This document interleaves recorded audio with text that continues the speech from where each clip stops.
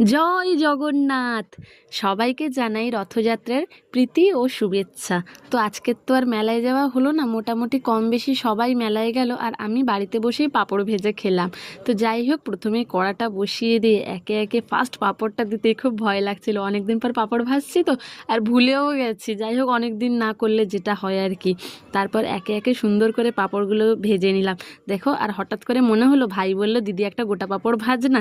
তো তার জন্য আমিও 2-3টে গোটা পাঁপড় ভাজলাম। আর তারপরে ভাজলাম সাবুর পাঁপড়গুলো। এই সাবুর পাঁপড়গুলো না যখন ফার্স্টে কড়াইতে দিলাম, অল্প অল্প ঠিকরাচ্ছিল।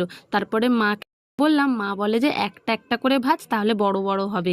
তো যাই হোক, তারপরে একটা একটা দিয়ে অনেকগুলোই পাঁপড় ভাজলাম, সেগুলো আর দেখালাম না। মোটামুটি ভালোভাবে ভাজা হয়ে গেল। আর আমি অতটা না সাবুর পাঁপড় অত ভক্ত নই, যে আমার ভাই সাবুর পাঁপড় খেতে খুব ভালোবাসে, কিন্তু আমি আবার না, আমি ওই হলুদ পাঁপড় কিংবা সেই ব্যাট পাঁপড়গুলো আমার সব থেকে প্রিয়। তো যাই হোক, রথযাত্রাটা বেশ ভালোই কাটলো পাঁপড় ভাজা খেয়ে।